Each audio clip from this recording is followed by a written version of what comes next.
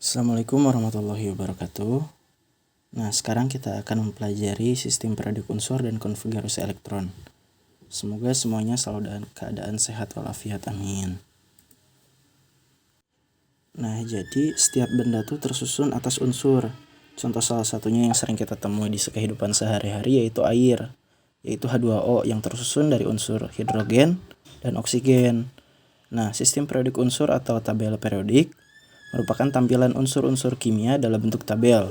Unsur-unsur tersebut disusun berdasarkan nomor atom, konfigurasi elektron, dan keberulangan sifat kimia. Nah, untuk kali ini kita akan membahas tabel periodik unsur tapi secara singkat terlebih dahulu, karena di materi selanjutnya insya Allah akan diperdalam. Nah, dari tabel periodik unsur sini terdapat banyak unsur, terdapat banyak golongan juga dan periode. Nah, semakin ke kanan itu berarti menunjukkan golongan ya, ke arah kanan, sedangkan semakin ke bawah itu menunjukkan periode.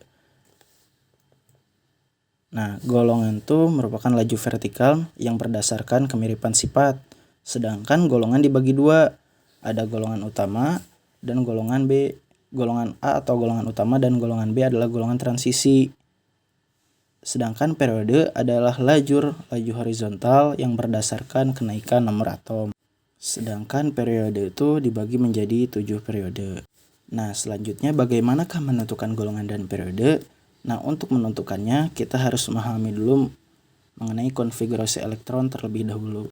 Nah, konfigurasi elektron itu ada berbagai cara. Salah satunya yaitu konfigurasi elektron Born atau kulit dan konfigurasi elektron mekanika kuantum atau subkulit. Nah, konfigurasi elektron Born, menurut Born, elektron mengelilingi inti atom. Pada orbital peredarannya disebut sebagai tingkat energi dasar kulit. Nah, kita bisa lihat struktur elektron dari Born ini. Di tengah itu ada inti atom, dan lingkaran pertama yang paling dalam itu kulit ke-1 atau K, yang kedua, ketiga selanjutnya. Nah, jadi ada kulit K, L, M, N, dan seterusnya. Kulit K itu maksimal menampung 2 elektron. Kulit L maksimal menampung 8 elektron. Sedangkan kulit M maksimal menampung 18 elektron. Sedangkan kulit N maksimalnya itu 32 elektron. Nah, konfigurasi elektron menurut aturan Born. Tadi kan kulit K atau kulit pertama itu maksimal diisi oleh 2 elektron. Sedangkan kulit L atau kulit kedua maksimal diisi oleh 8 elektron. Dan kulit M atau kulit ketiga itu maksimal diisi oleh 8 elektron. Nah, jika selanjutnya itu ada 8 elektron, maka kulit M itu diisinya 8 elektron terlebih dahulu. Sisanya baru dimasukin ke kulit N. Nah, untuk kulit N tersendiri juga sama, maksimal diisi oleh 32 elektron. Jika kurang dari 32 elektron, maka bisa diisi dengan 18 elektron terlebih dahulu. Dan sisa elektronnya bisa diisikan ke kulit O. Nah, ini merupakan contoh penulisan konfigurasi elektron dari K dengan nomor atomnya 19. Konfigurasi elektronnya yaitu ada 2, 8, 8, 1, yaitu K kulit pertama diisi oleh 2 elektron, sedangkan kulit keduanya L diisi oleh 8 elektron, kulit ketiganya M diisi oleh 8 elektron, dan kulit keempatnya N 1 elektron. Nah, yang selanjutnya itu asas mekanika kuantum atau Pauli. Nah, jadi dituliskannya tuh berdasarkan kenaikan tingkat energi. Di situ kalian bisa melihat arah panahnya.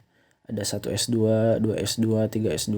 Nah, tapi kita melihatnya tuh mengurutkannya bukan dari 1 sampai seterusnya ke bawah, tapi lihat arah panahnya dari 1S, 2S, 2P, 3S, 3P, 3D, 4P, 5S, 5P,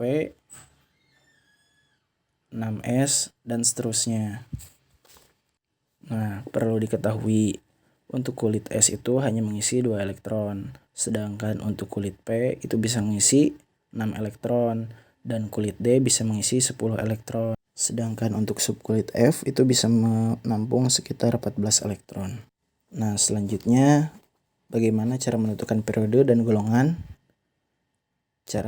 Menggunakan cara konfigurasi elektron Born. Nah, contohnya itu tentukan konfigurasi elektron dan elektron valensi dari K19. Nah, konfigurasinya mungkin sudah bisa ya. Kan K itu 19, jadi 2, 8, 8, 1. Di kulit K itu ada 2, di kulit L itu ada 8, kulit M ada 8, di kulit N ada 1. Nah, elektron valensinya itu 1. Kenapa? Karena kulit terakhirnya itu ya adalah 1 atau kulit terluarnya.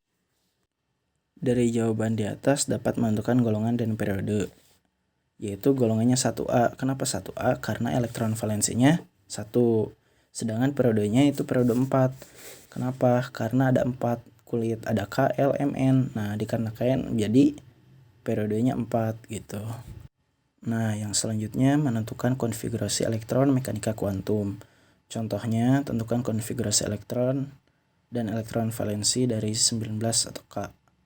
Nah, kita lihat, kita bisa konfigurasikan menggunakan mekanika kuantum, yaitu kan 19. Tadi kan 1s2, 2s2, benar 1s2, 2s2, 2p6, 3s2, 3p6, 4s1. Nah, bisa kita lihat elektron valensinya kan 4s1. Itu periodenya 4 dan elektron valensinya 1. Ada di subkulit S, jadi dia masuk ke golongan A. Jadi dapat diketahui golongan 1A tuh karena elektron valensinya 1 dan subkulitnya S di akhirnya. Dan periodenya 4 karena subkulit terakhirnya 4. Nah, sistem periode Kutsur kan terdiri dari 2 golongan ya. Ada golongan utama dan golongan transisi. Kita akan membahas golongan utama terlebih dahulu. Yang tadi ada blok S atau golongan 1A dan 2A, dan ada blok P, golongan 3A dan 7A. Jadi, blok S itu atau golongan 1A dan 2A itu konfigurasinya itu berhenti di subkulit S. Jadi golongannya tuh elektron valensinya berhenti di subkulit S dan periodenya itu merupakan nomor kulit paling besar. Contohnya 11Na. Itu 1s2, 2s2, 2p6 dan 3s1. Golongannya 1A.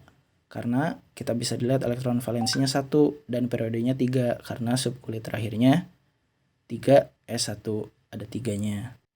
Sedangkan blok P itu merupakan golongan 3A dan 8A.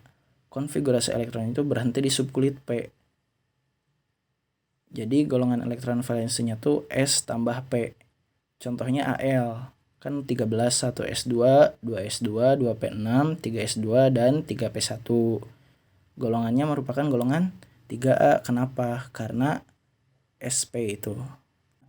Karena elektron valensinya itu 3s2 dan 3p1. Sedangkan periodenya 3. Kenapa? Dari SP tersebut bisa dilihat elektron valensinya 2 ditambah 1 jadi 3.